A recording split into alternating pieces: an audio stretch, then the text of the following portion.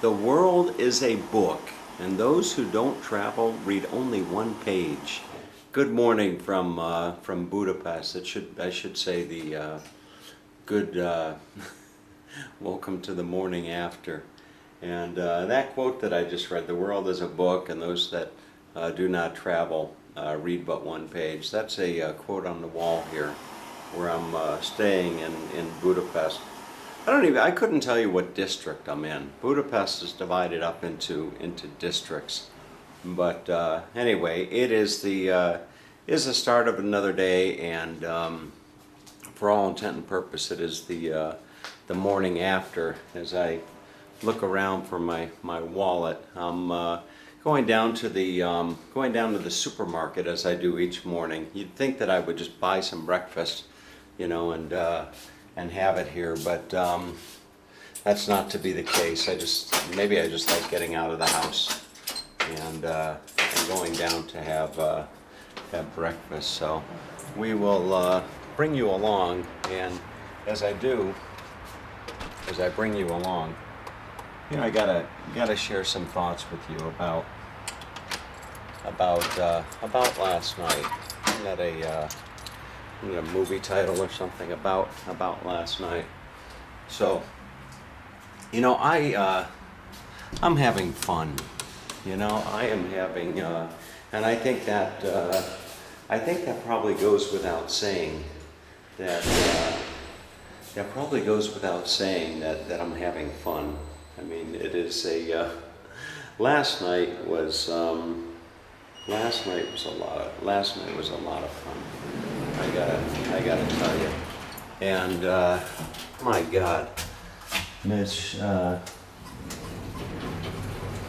Michelle, I don't know if you can see me well. I'm in the lift. I'm in the lift right here. Over here in Europe, they've got the first floor, the ground floor. What would be floor number 1 in America is floor number 0. So I always got to think when I'm pushing the buttons, because I sometimes will inevitably push number 1 out of habit, and then I gotta either ride down another floor or get out and walk. But anyway, so that being said, I like having fun, and it's always a struggle. One of the things that I really struggle with is the image that I convey. And what I mean by that, I'm just gonna walk and talk as I go to the store. What I mean by that is, there would be probably a lot of people that would say that I am a player. I am nothing short of just kind of looking which way to go. Always got to look when you're walking across these streets. But there's a lot of people that would say that I'm a player. And I looked that definition up one day. I looked up I asked somebody, I don't remember. I asked somebody or I looked it up. What's the definition of a player? And a player is, as I understand it, it's somebody that deceives. Somebody that deceives. So for example, if I were, dating a woman and making all kinds of promises, that would be deceiving, so to speak. And I don't deceive. That's not something that I do. I never deceive. I tell it like it is. And the other thing that I find interesting is that when having fun, you or me, for that matter, I never try to have my fun at the expense of others. It's not a good thing to do to have fun at the expense of others. It's a terrible thing to do. But you gotta find a balance between, if you're not deceiving people. A good case in point in this particular situation would be oh, I don't know. It could probably be Michelle. You know, it was what, a month ago now, maybe a month ago, that I met a beautiful, beautiful, wonderful woman named Michelle in Croatia, and off we went together for a wonderful weekend. And everybody said we made such a great couple, and you know, et cetera, et cetera, et cetera. And the fact of the matter was that was, to me, it was a wonderful chance encounter and experience. And the fact of the matter was that Michelle lives on one side of the world and I live on another, and there's a whole bunch of other variables that go into that equation as well. So, you know, I mean, I would think, insofar as having fun at the expense of others, you know, I would think that it would be, maybe I could be way out in left field. I would think that it could be, I should say, it could be challenging to, you know, to Michelle to have spent the time with me that she did, and then to see me, you know, sitting and having dinner with Dora last night. And so, anyway, that is that's one of the thoughts on my mind. And the other that I find quite interesting is how people are so quick. Some of you, as a matter of fact, how people are so quick to come to the conclusion. You know, it just seemed that I don't know. I mean, Michelle, I got to keep these names straight. I'm gonna get in trouble. So Dora, it seemed that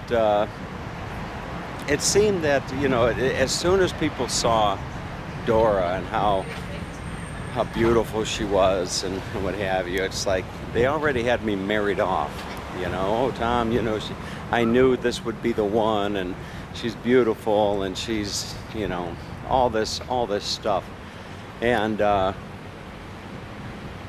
there's a hell of a lot. There's when considering a woman, there is a hell of a lot more. There's a hell of a lot more to you know, somebody's looks, somebody's physical looks than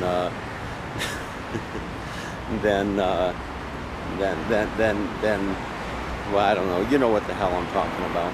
There's a hell of a lot more to a woman than her looks.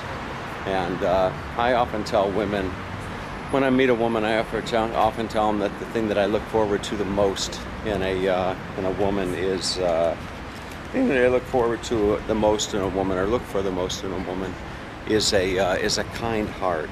You know, without question. I'm going to come in here and order myself a coffee. So let's. I'm going into Costa Coffee, and they need to fix this. They need to fix their door here because it just blows absolutely wide open. But anyway, so what was I saying? Oh, so the you know, there's a hell of a lot more to a woman than her looks, and I often look for a woman that has a kind heart. I look for a woman that has ambition. I look for a woman that's intelligent. I look for a woman that has God in her life, you know, and those aren't things that you can determine in all of one night, you know. So for those of you that are out there saying, you know, you knew that she was the one, and you know, all of that, you know, hold on to your hat, so to speak. We will see what happens. But Bochana, excuse me a moment. Jöreget kívánok. Kérek szépen nem cappuccino, kávé. Fekete kávé. Nem. Just let me see. Yeah, take away. Okay. Yo, perfect. Okay. So, I guess you see, I make do when I'm over here. Anything else? Nemketic. So Nemketic is no thank you. 699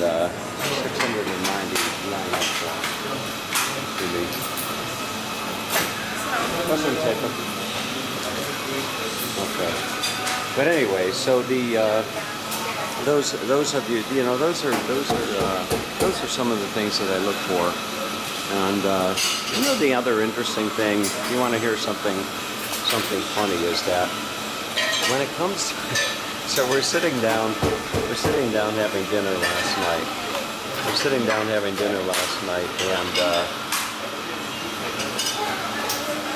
And Dora asked me how old I am. And I was tempted to lie. I was tempted to say, well, I'm sorry? Nemketic. Just from sickness. Getting my coffee. So Dora asked me how old I was, and I told her, I could have lied. I could have said I'm 40, 45, 39 for that matter. I passed for 39, don't you think? But anyway, so I told her how old I was, and then she asked me to guess how old she was. And I heard a long time ago that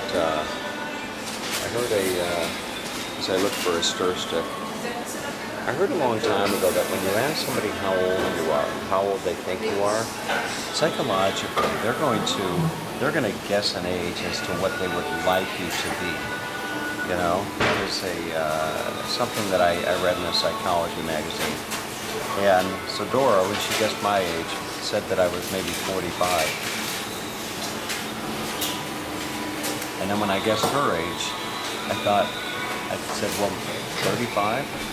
And you should have seen the look on her face. She wanted to slap me. Dora is, she's 27. She's half my age. And, as the night progressed, I asked her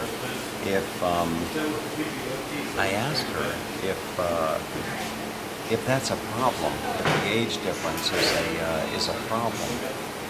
And I gotta tell you, it's so interesting how the difference, the cultural difference between, say, here in Europe or maybe South America as well, or maybe even Asia, I don't know, everywhere but America. Let's just put it that way, everywhere but America. So it's interesting because I asked Dora what she thought of our age difference, and she said, age is not important. What is age important? And she said, as long as we can, have fun and make the conversation and respect each other and make the sex, what does it matter? And I said, excuse me? What did you say? And she said, just have the conversation. I said, no. Did you say make the sex?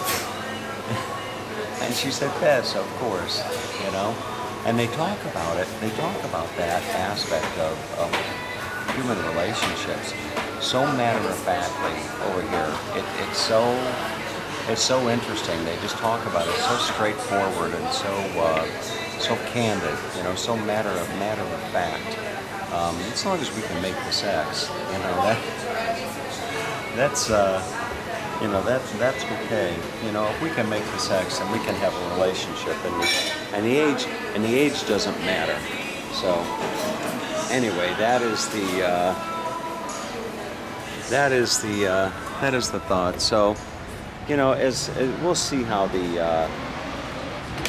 we will see, as I look for a place to sit, we'll see how that whole thing progresses. It certainly is interesting, and it certainly is tempting. But I gotta tell you that while there's probably some of you watching this that would make a decision as I turn the camera, trying to look for the best light. There you go. So there are probably those of you out there that would make the decision of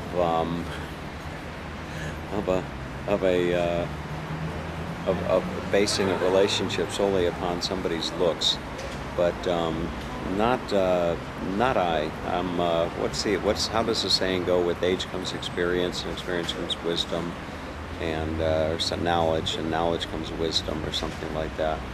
So at 53, I'd like to think that I've got more wisdom than that. And when it comes to the whole consideration of intimacy, that's a whole nother aspect when it comes to dating, because many I know that many a men will promise the moon, so to get to the promised land, and that's not myself. I've never been one to promise the moon only to get to the promised land, and I'll have to remember that quote, But anyway, so those are some of my thoughts. So now it's Thursday morning, and I woke up at 7, having gone to bed well after midnight. It's interesting because when I'm over here in Europe, when I'm back home, I should say, when I'm back home, I really don't have a life. I don't have a life to speak of. It's the same thing every morning, every night, in bed at 9, up at 4, jacuzzi at 5, nap at 2. It's the same boring thing. But put me over here in Budapest, and that all goes out the window. Oh, that coffee is good. That all goes out the window. It's quite interesting. So we're going to see what happens with Dora. It was fun that I don't think Dora has many inhibitions, and it was fun to do some videos with her last night, and it'll be fun to do some more with her. Her little boy looks adorable. His name is Mark, and we'll see what happens.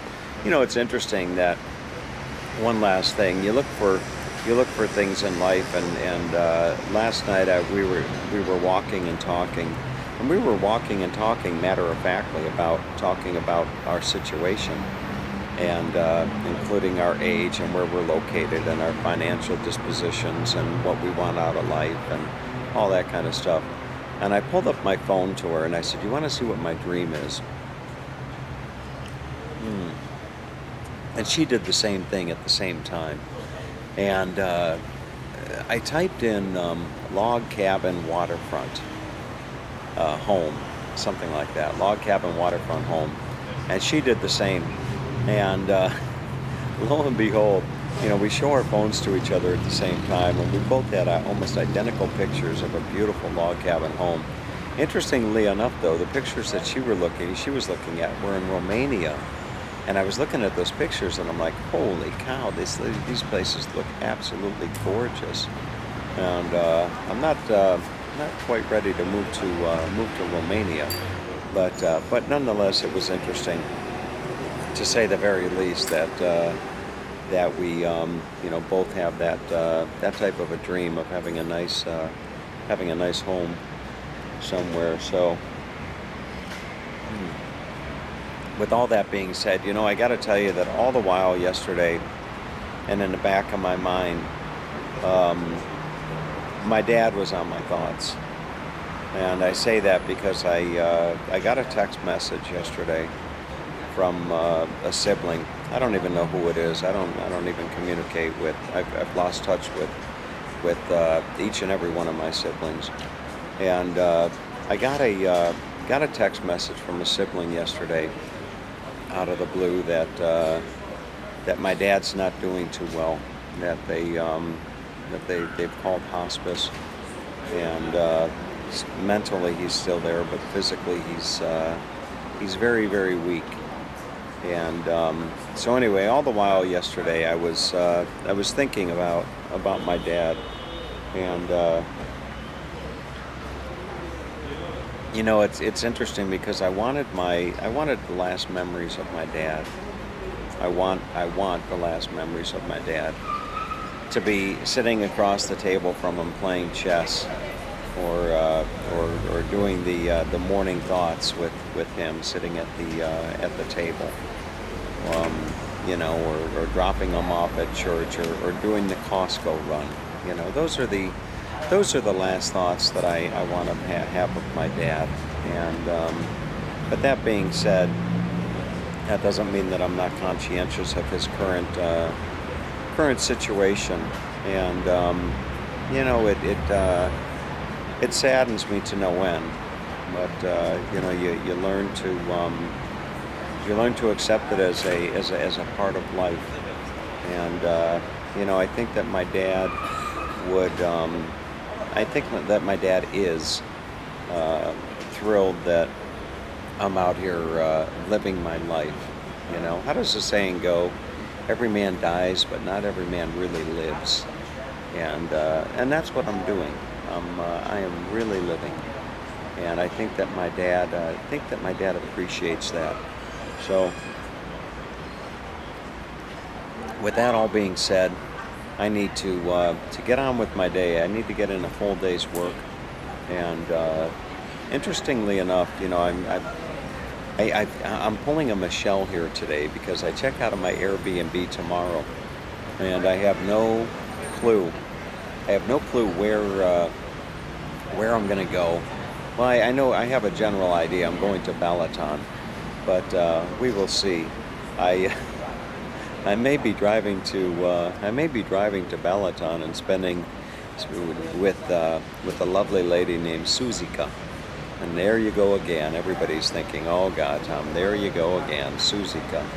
But that's a whole story in and by itself. So I called Suzika yesterday, and was talking to her about meeting for coffee. And I've known Suzika for a long time.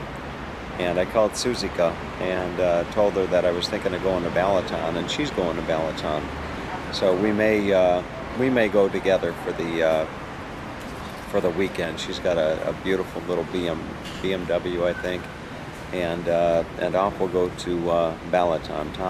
Tomas and Suzika. So anyway.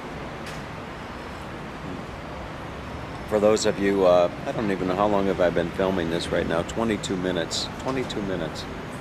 So for those of you that stuck around this long on these thoughts, thank you so much. I really, for the most part, I love all of you.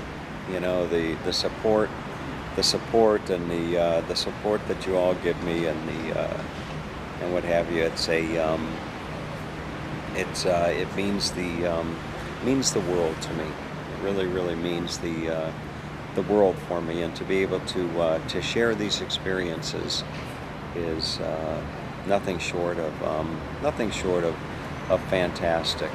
So I could go on and on and on. When I started doing the traveling, I could sit here and probably talk for about 10 hours if I really wanted to. But when I started doing the traveling, the whole Europe with a Smile thing, the motivation, ambition was to share my travels with people, and I started keeping a journal. You can read it at europewithasmile.com. I started keeping a journal, and it was all about sharing my travels with people, and it's evolved into